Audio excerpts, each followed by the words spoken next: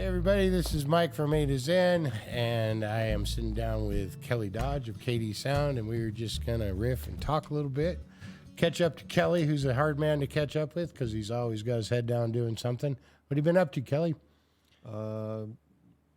Just doing the stuff. The big project lately, I've got a. It's kind of an unfortunate thing. One of the other production companies, the guy who ran it, passed away at the end of last year in December, and so I'm working with his wife to liquidate all of his assets. So I've been going through and moving his stuff out of like temporary storage units and stuff where she doesn't have to pay rent, and organizing it and cataloging it, and now we're going to work with an auction company to start getting rid of it all. So let's time out and back up for people. You know, we're real apprised because we know, and I've worked with Kelly. Kelly runs KD Sound, which is a stage and sound equipment. How would you describe the company? Production company. Production company. So Concert sets up production. stages, concert production. If you're here in Carson and you have ever attended, say, one of the Levitt concerts at the BAC, or lots of stuff up in Reno, that the whole sound system and everything is run by Kelly.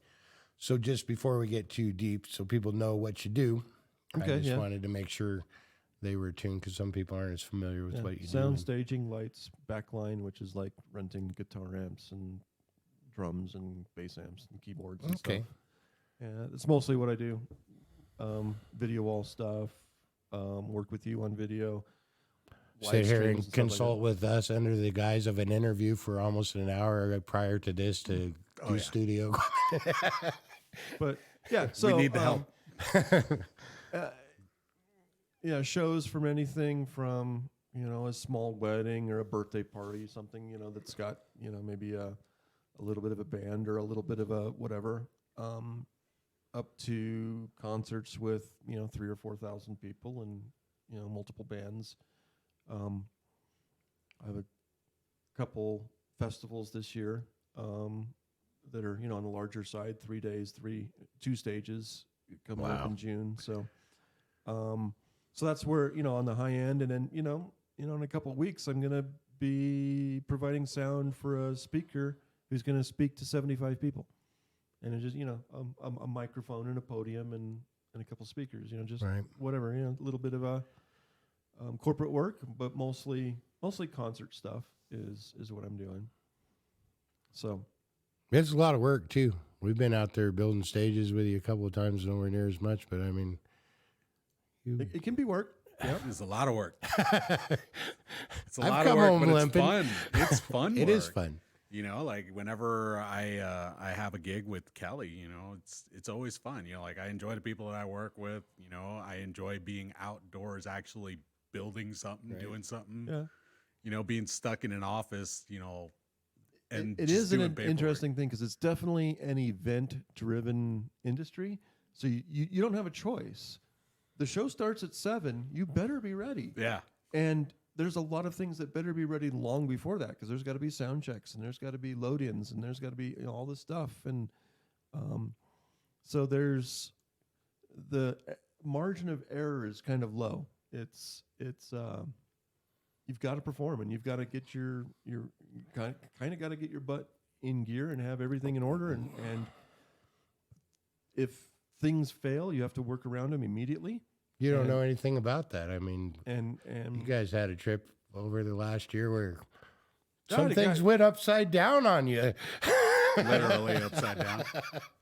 But I powered through it. So, but I mean, yeah, No, because that was like, honestly, that was the one thing that I was concerned about the most, like after my accident, where I was just like, I'm not trying to screw anything up for Kelly. This is a huge gig, the I show must snapped go. out. Yeah, I snapped out of Downbeat it. is this time, and it does not move. Yeah. Yeah. I And- carried and- whatever I could into the other truck, and that one, while challenging, wasn't as challenging as the one earlier in the year for Utah, where the truck broke down on the way. oh yeah, I heard about that one. And we spent Right. something like 9 or 10 hours in Schultz, Nevada, trying to rebuild a truck. I forgot about that. So we, instead of showing up in the early afternoon to evening to the job site, the goal was to drive there and maybe get part of the stage set up or get stuff pretty much set up, and then the next day have all day long to set things up, and sound check was going to be like at 4 p.m. Well, instead, we drove, had a broken down truck, worked really, really hard to fix the truck, drove all through the night, show up at the venue at 9:30 in the morning to start setting up, and soundcheck was still supposed to be at 4. Now we ended up working really, really hard, and the show actually started about half an hour late. But when we showed That's up, not bad. 14 hours later, something like that. Now we figured it out. We went 40 something hours in a row with no sleep because we didn't get to the end of that show till and kind of got it all shut down. So we didn't even get our hotel room until 9:30 or 10 o'clock at night. And then obviously we and we ate dinner at 9 o'clock at night, crashed, and then the next day, I mean, so that was a multi-day festival. So we were there for 4 or 5 days. So we kind of recovered as we went along. But even the trip back was rough. But that, that's just, you just do what you have to do. Mm-hmm. And I've been at times amazed and humbled that I've been able to work with people who do that. I mean, I had a guy with me, and he drove all night long too, and he's just an employee. It's not like, I mean, it would have been almost as easy for him to turn around and go, "This sucks, I'm going to bed." No, I mean, you're in because I mean, that's what I mean by what's so impressive about it. And if I remember, wasn't it a cooling issue? Didn't you guys end up driving like water jug to water jug? So the issue is that one of the belts came off and wrapped itself around the fan and blew the water pump up From the U-Haul? on the U-Haul. Yeah.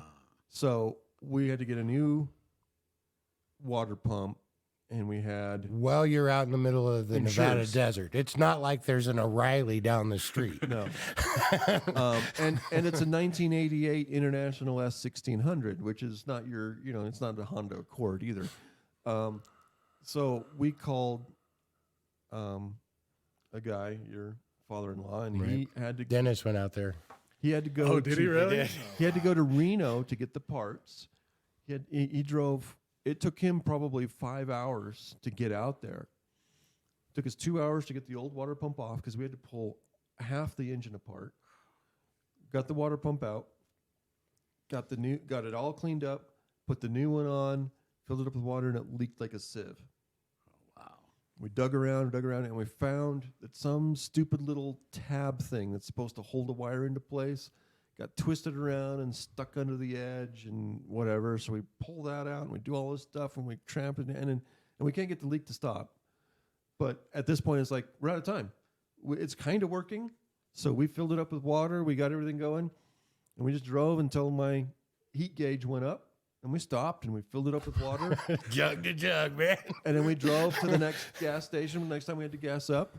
So the first time we made it like 90 minutes. And then the second time we made it like like another 90 minutes. And then we filled it up at the gas station.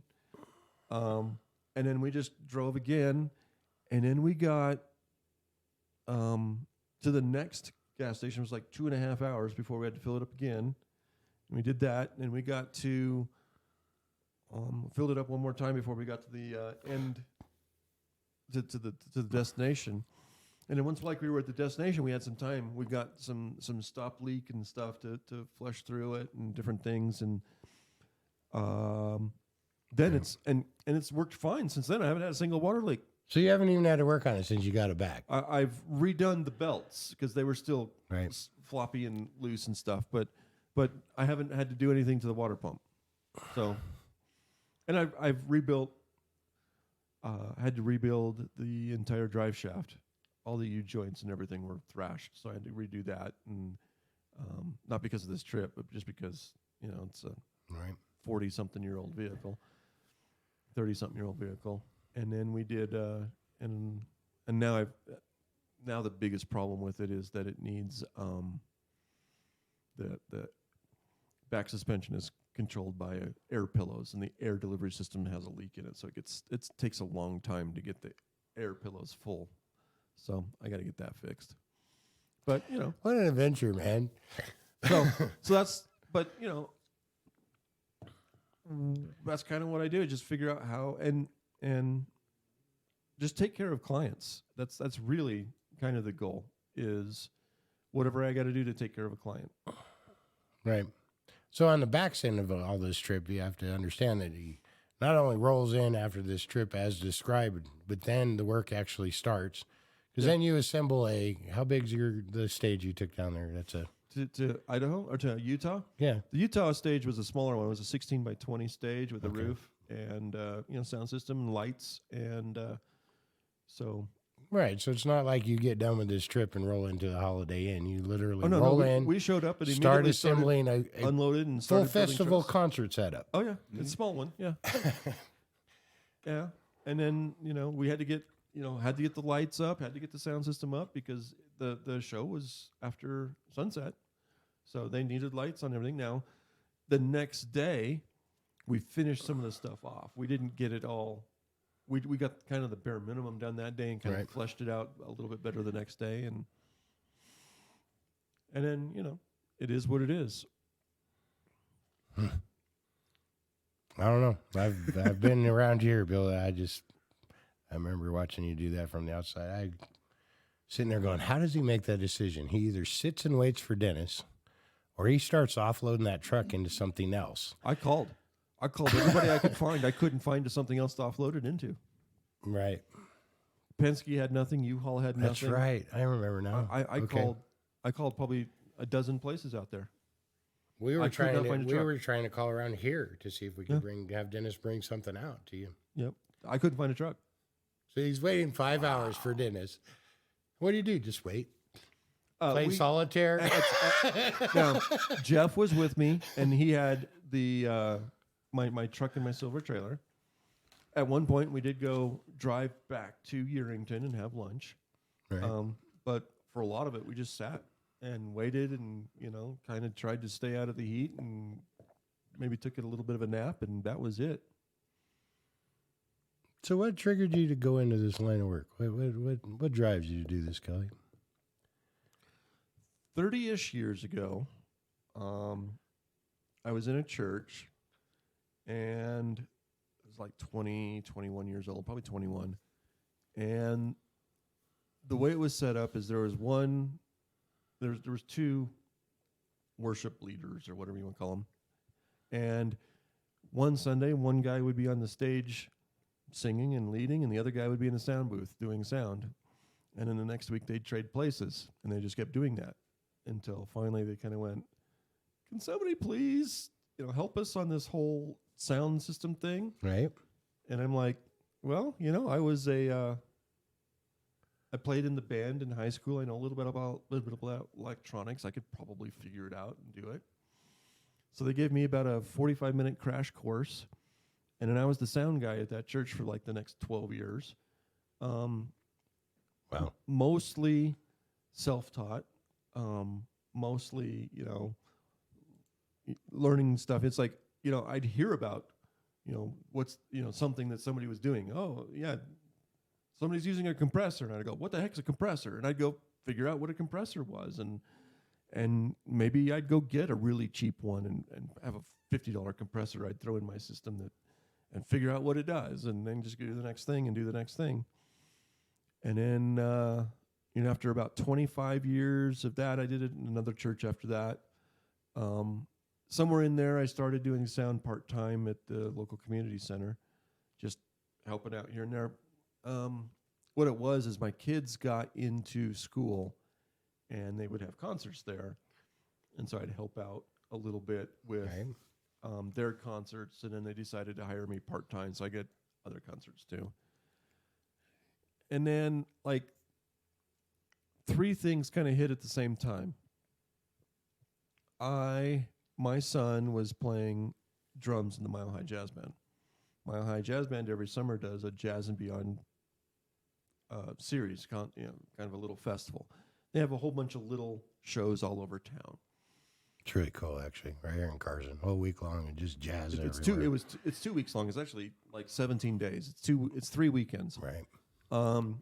And so I would show up to my son playing, and there was another guy there doing sound.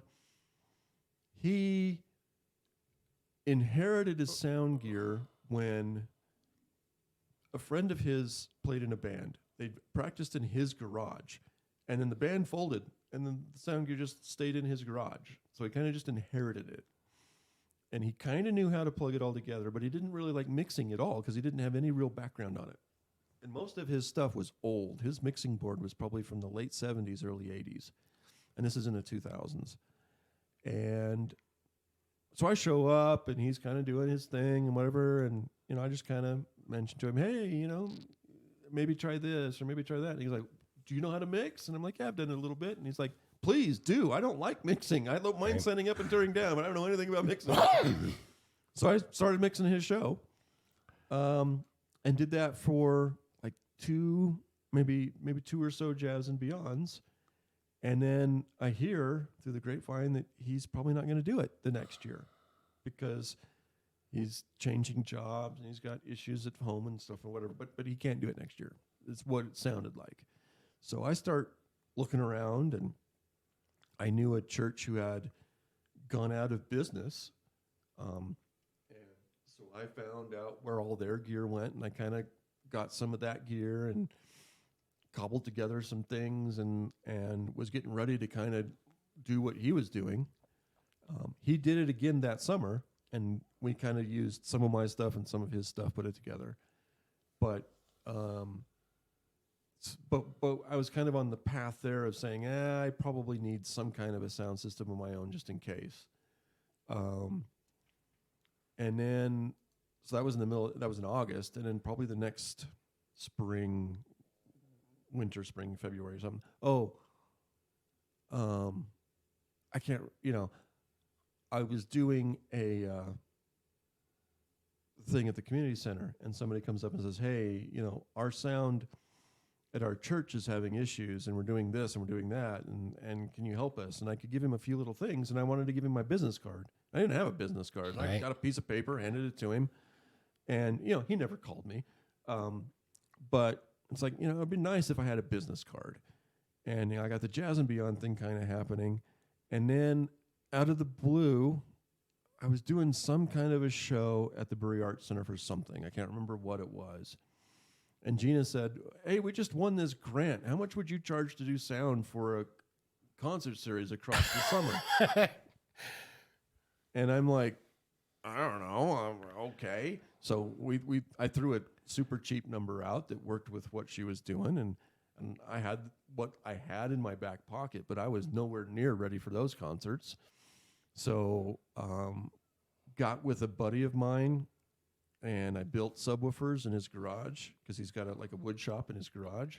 So I built 4 subwoofers for that. I found some stage monitors. I had to buy a decent soundboard.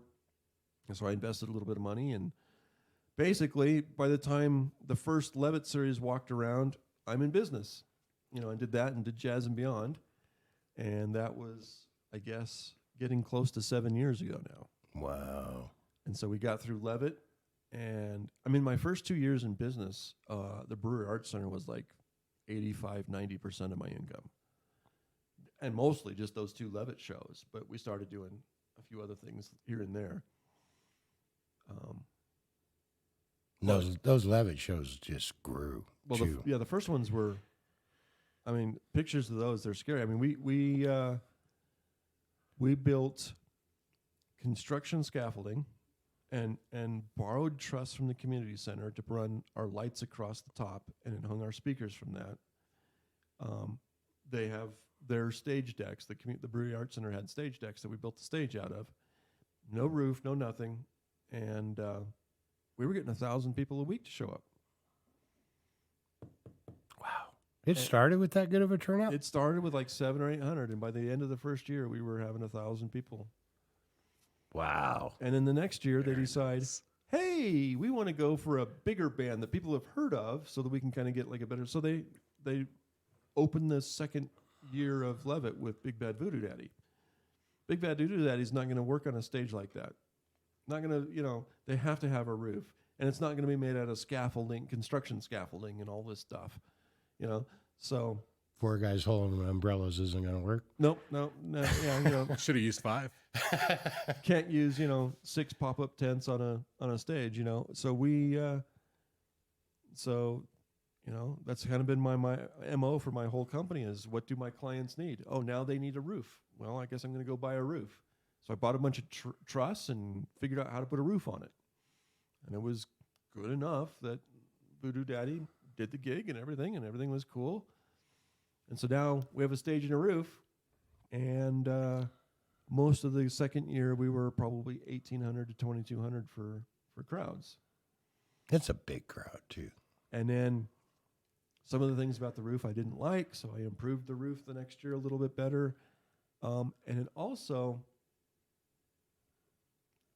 the next year, so Voodoo Daddy wouldn't take my home-built subwoofers and the speakers I kind of got left over from the church and stuff. So we had to hire out another production company to do the sound.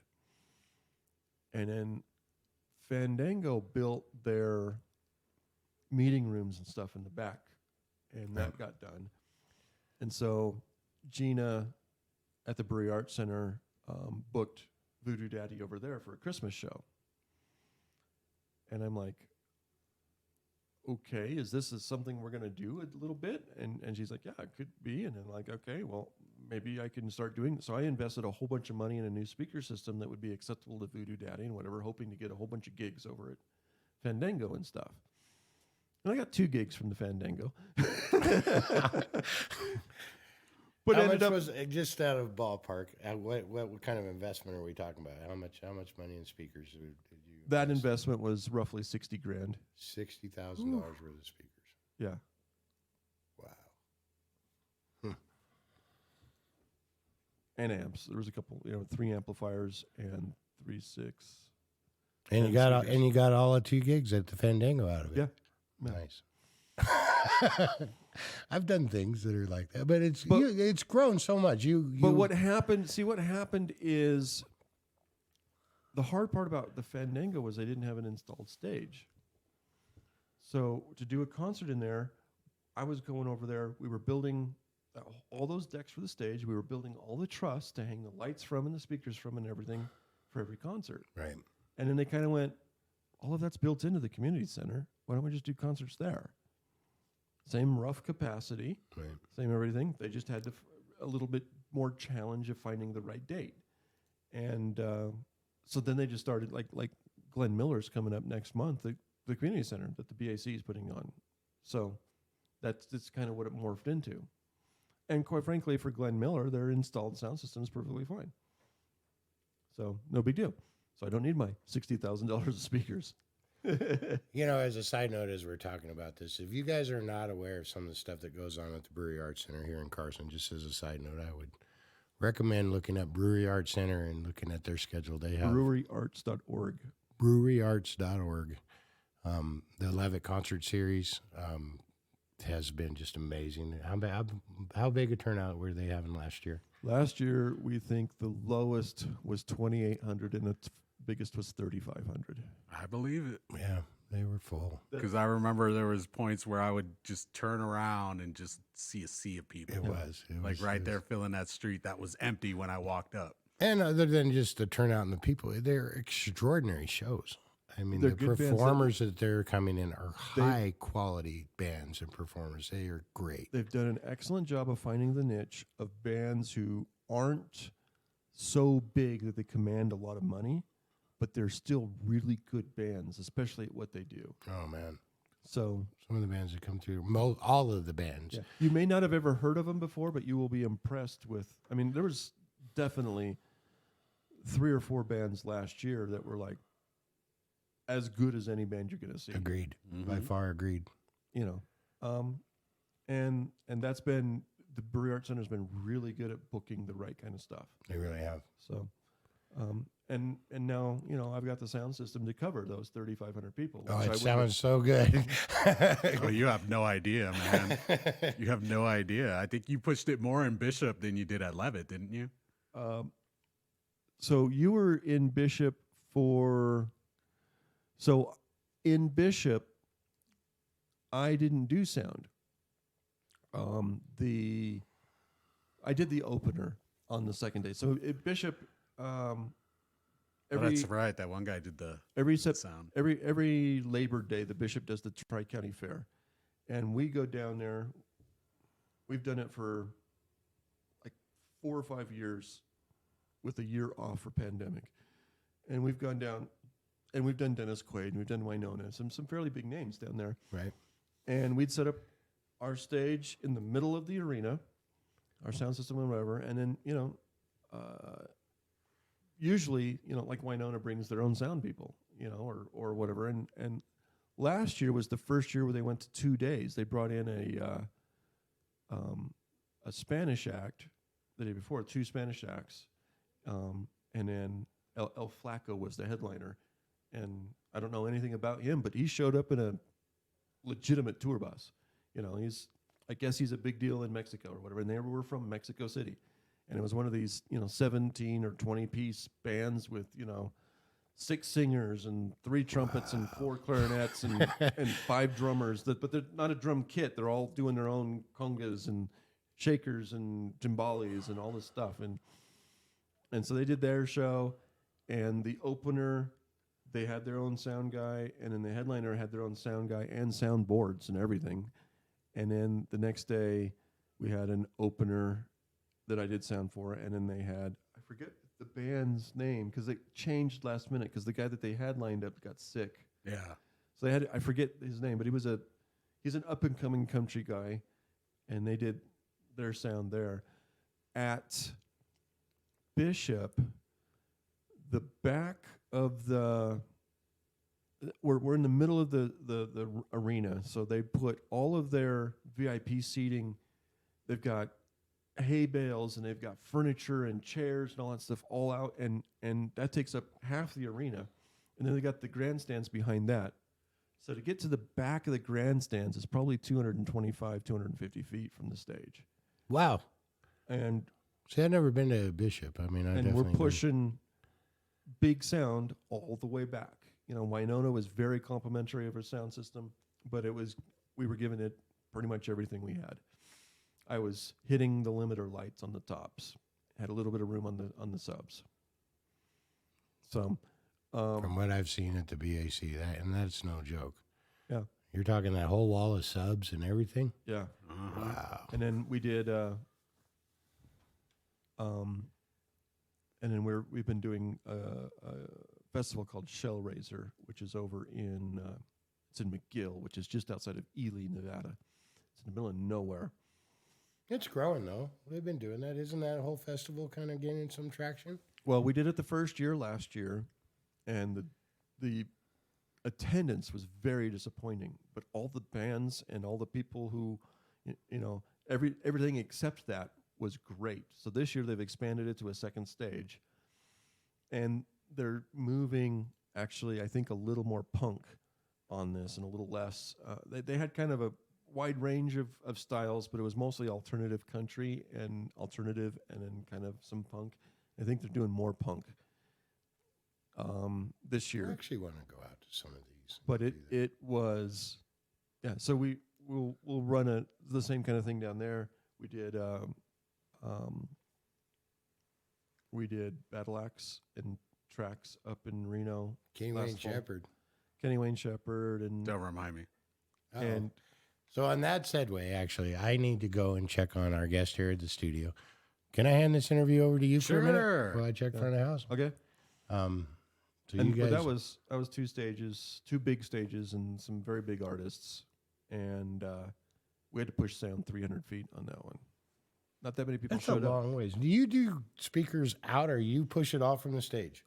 I am able, as of now, to push most of that from the stage. I am not opposed to running satellite speakers or delay towers, but I haven't had Because to. you're actually starting to work with the Reno Air Races and stuff too. And Go check, and we'll talk about Reno Air Races when you get back. Excuse me, you guys. Ah, you're fine. It's normal for you to just get up and leave during an interview. I'm rude like that.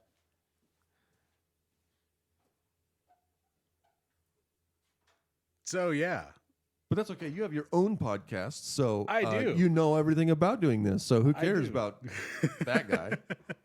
No, exactly. No, man, like the experiences that I got to go through with working with you, you know, like I went to that first show in Tahoe for Memorial Day weekend. Yeah, up in Heavenly.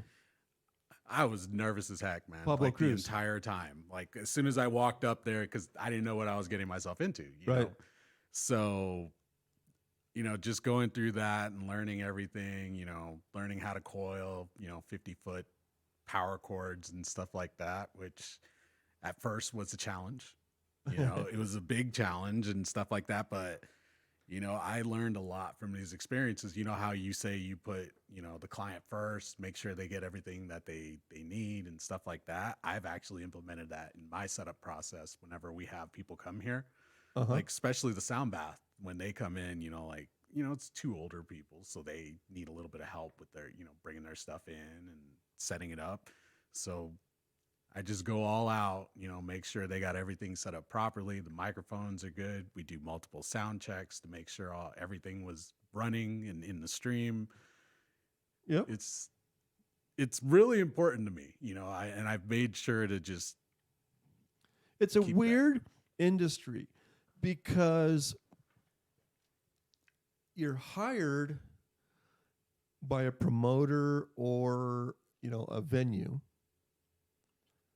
The demands are given to you by the band or the talent, you know, whoever that is. And those two often don't see eye to eye because if they're not paying for it, the talent often wants more than what the venue is willing to pay for. Mhm. So that's kind of an odd thing. And then you have to also be cognizant of the crowd so that whatever you get out to the crowd is really the kind of the final product.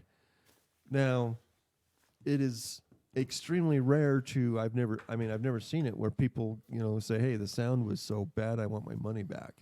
You know, and I don't even know if a venue or a promoter would give money back.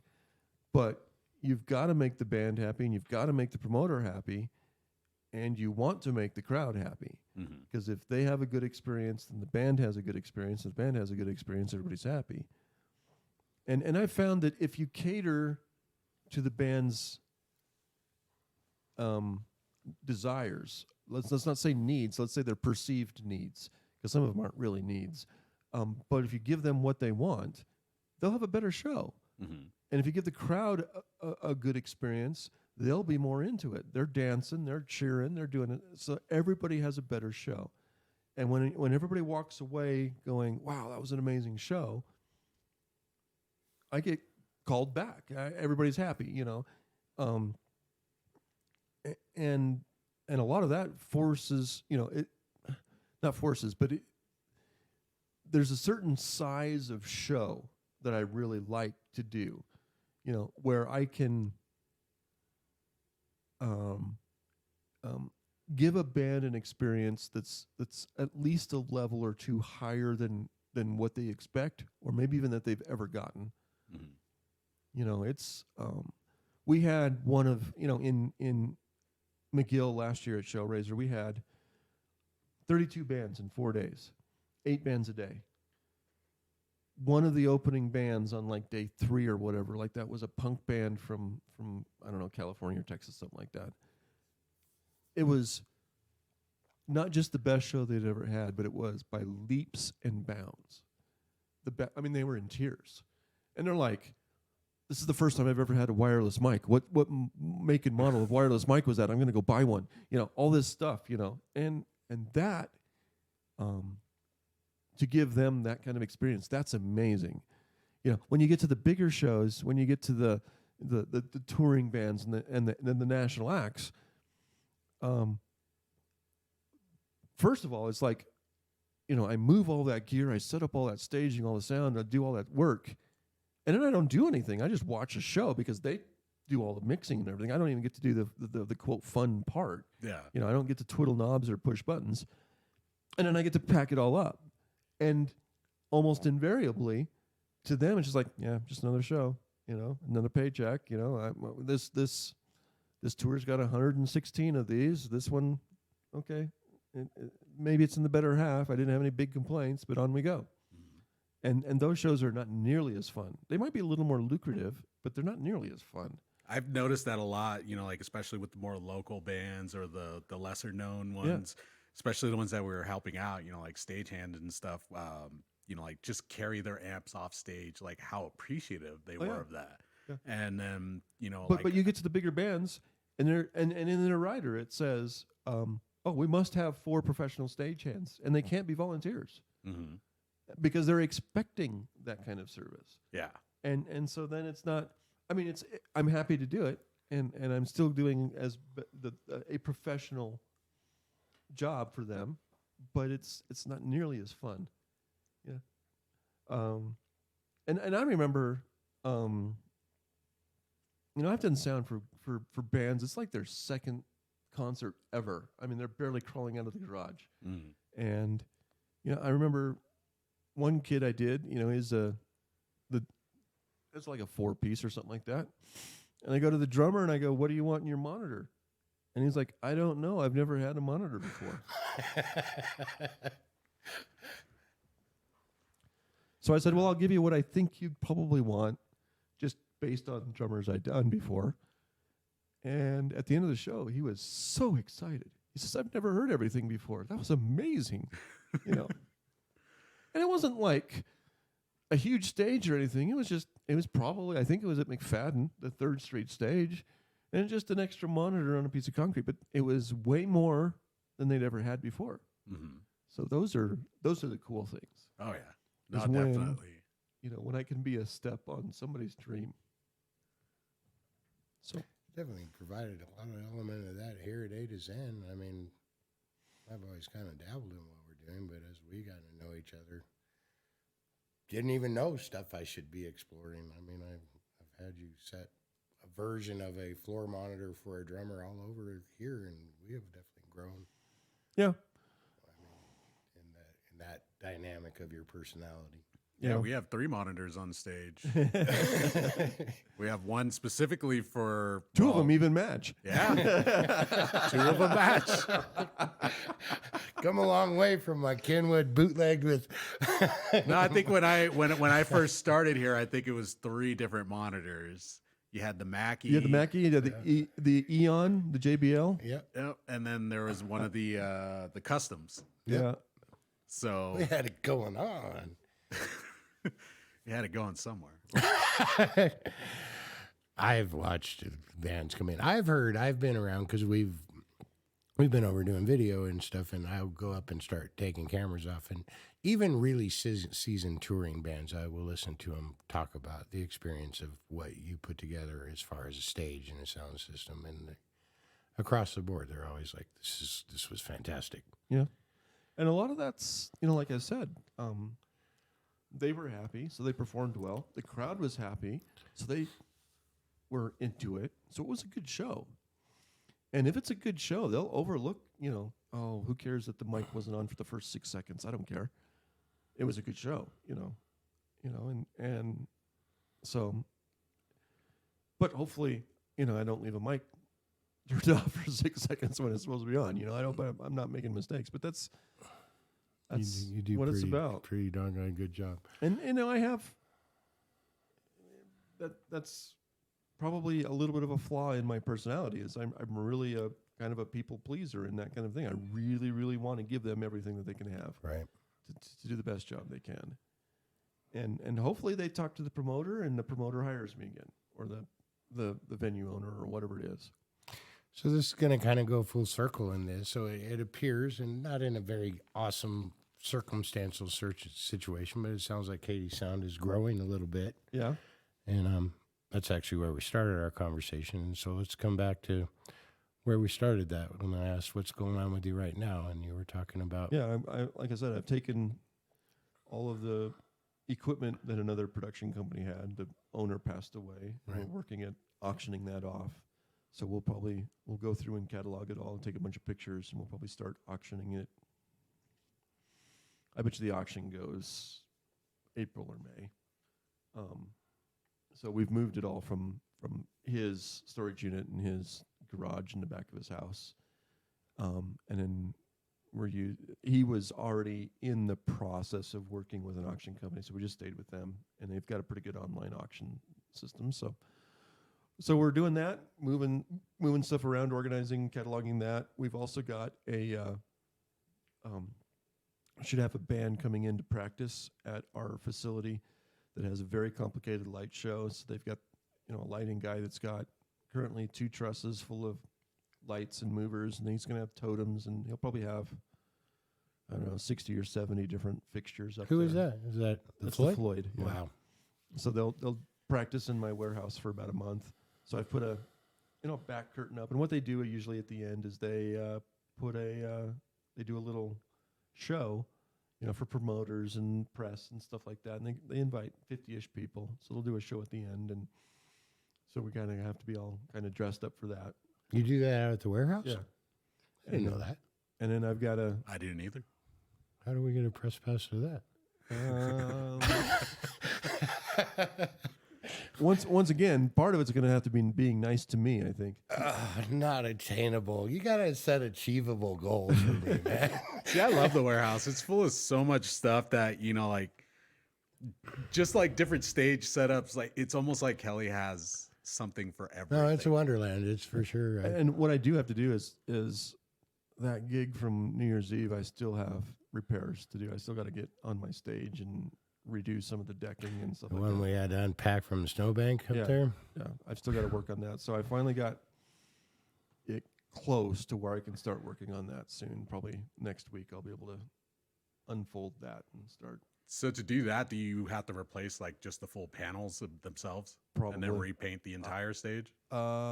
It probably needs another repainting. I bet it will be something like replace a third of the sheets of plywood and then paint the whole thing. Okay. And before you replace a sheet of plywood, I have to paint the back and the edges because you want those sides done too. I mean, so there's a little bit of a process to it, and it's weird. It's not like I can just throw down 8x4 sheets of plywood either, because the wings are 8.5 feet and the center is 7 feet. So I got to cut it or move it, or there's work to be done. But Yeah. Couldn't be regular 4x8 sheets. no, because if it was 4x8 sheets, then once I folded the trailer up, it would be 9 feet wide, and I'd need a special permit to drive it down the road. But 8 foot, instead it's 8 foot 4 inches, and 8 foot 6 inches. I don't need a special permit. So I thought it is. Do you still have the storage containers in there? I have moved the storage containers out. So it's on the parking lot, but it's not, but those will go away soon. That project kind of has fizzled and died. It won't happen. So, which is in some ways good, some ways bad. So what's on the horizon for Kelly and Katie Sound? I mean, what do you got going into spring? And So,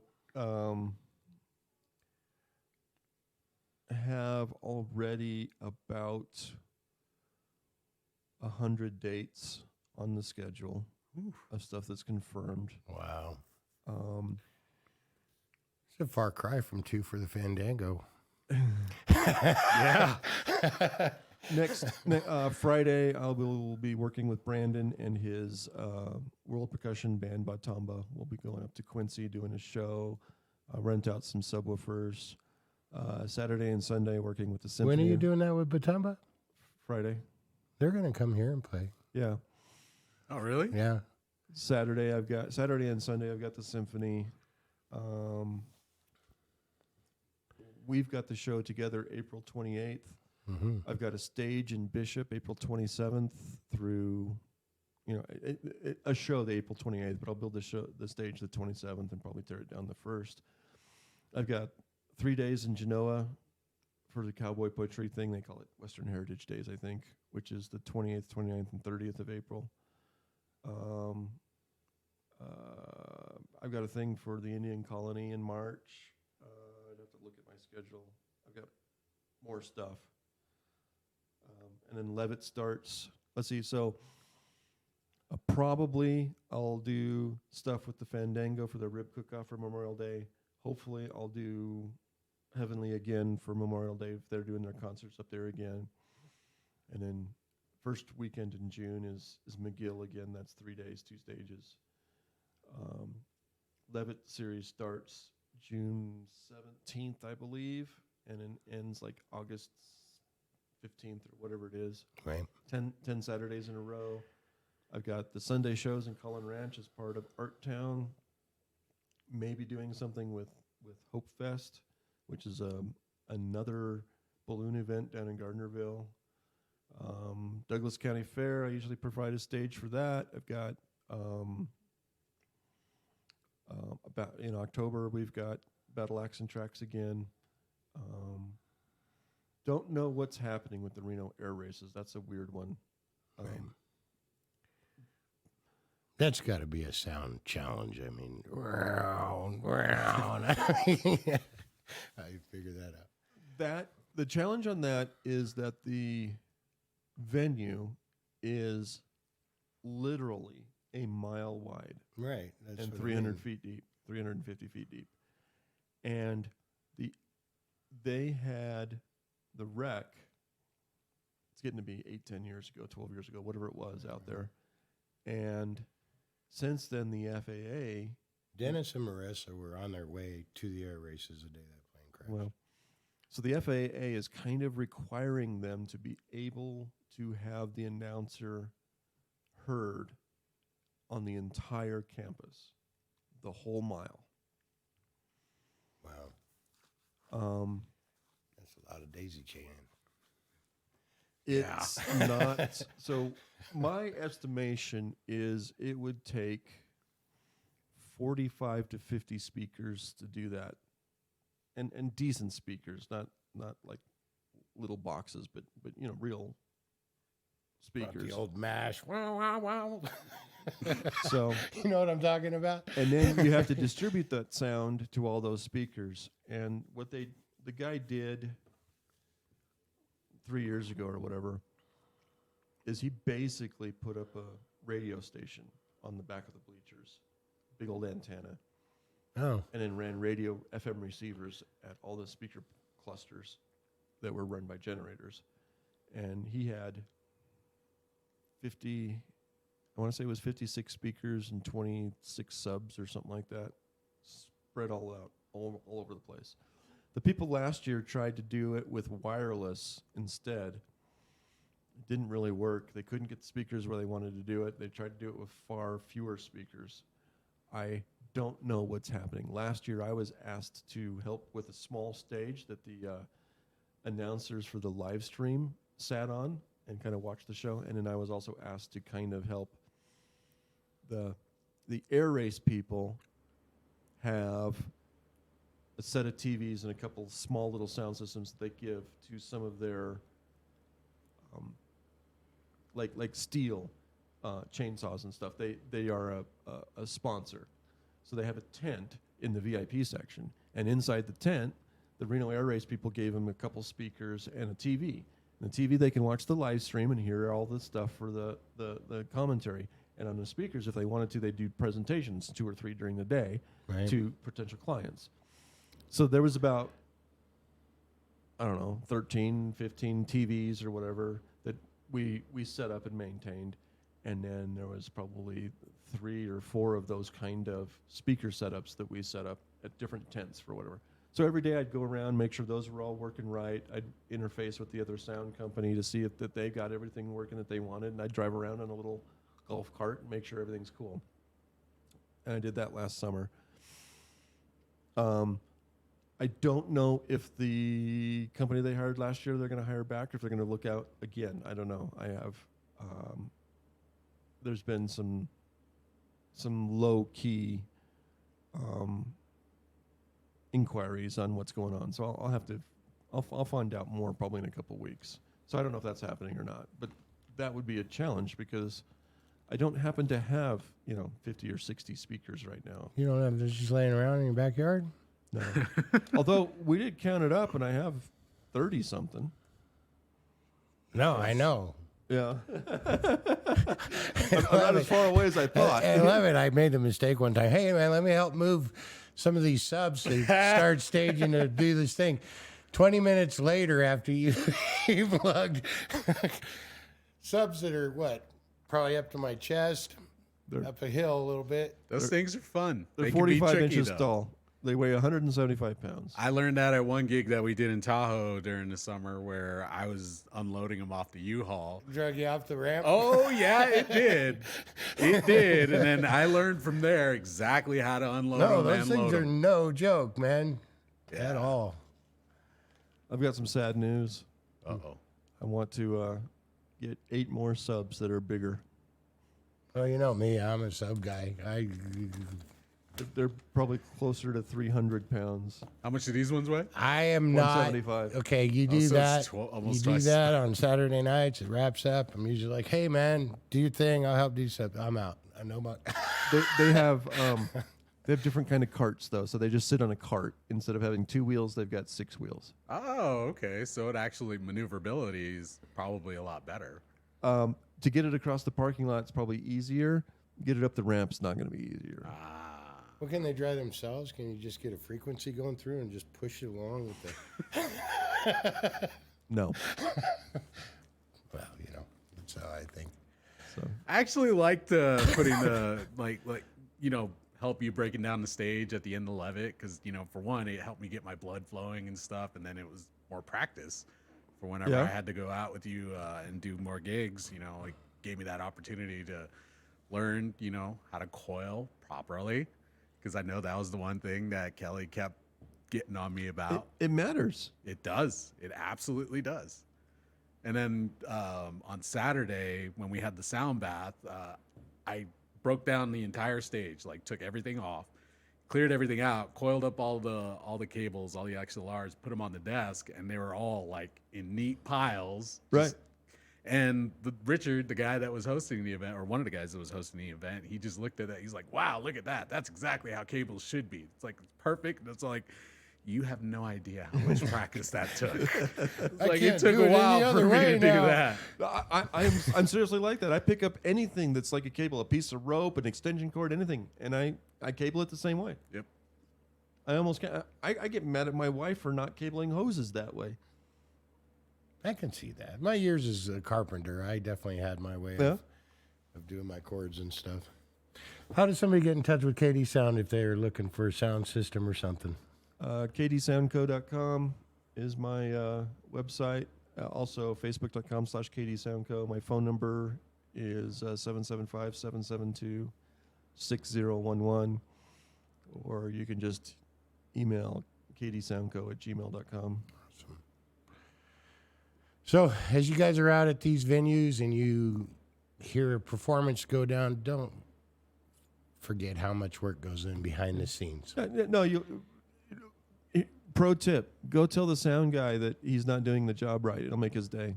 It'll make you feel really good. I think Tell him you can't hear the guitar or something. you're like lying, right? I mean, that. Absolutely. you got to be the recipient of all that kind of stuff. We have been starting our first project out of A to Zen Studios here, which is a Friends of the Zen compilation. We're already underway with our first volume 1 publication. Somewhere along the line, we're going to get Soundman Blues on it. Oh wow. I keep hearing about this song, man. I gotta hear it. You're gonna get somebody else to sing it? No, because it's got to come from a pure and authentic place. Oh my God, yeah. And what's going to happen is everybody's going to get to that part of the CD and turn it off. I don't think so. Kelly, thank you for your time. I appreciate it. No problem. Yeah, thank you so much, man. Thank your sound man. Don't criticize him. Definitely be honest. And they're there to serve you as you listen to Kelly do this. I was privileged at one time to actually be an opener at this Levitt series, and I'm very newbie as a musician. And feeling intimidated by somebody doing sound, if I'd have known more about Mr. Kelly Dodge at that time and been more willing to ask for help and what he could do for me. I'm really a nice guy. That's what Usually, I'm saying, though. usually. Is in an environment like that, you can look at somebody behind a board of buttons and knobs and all these things, and you could. I viewed him as inapproachable. I didn't know you very well at that time, and had I had known what I could have asked of you, I think that is a good tip for people sitting.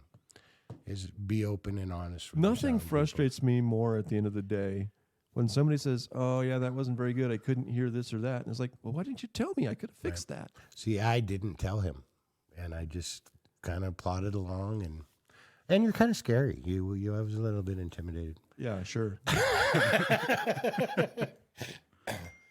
Anyway, it's been A to Z. I appreciate your time, Kelly. And you got anything to wrap up with, John? No, just thanks for all the opportunities, all the lessons, and all the screaming. Appreciate And it. you have no idea. We took his time for an hour before we even started this I interview. haven't screamed at you much. A couple times. You need to scream at him more. I don't think I've ever screamed at you. No, it was one. I remember one time when you were trying to get me to hook up one of the subwoofer cables, and I kept like putting it in the wrong place. They're like, "No, that one. No, that one." I'm just like, "Sorry, Kelly. I'm sorry. I'm so sorry. Sorry, I apologize. No, you're fine. I will give you money to yell at him more. Yeah, he will. How much? What's it worth to you? It's been a slow winter. There's gonna be a lot of yelling in my near future.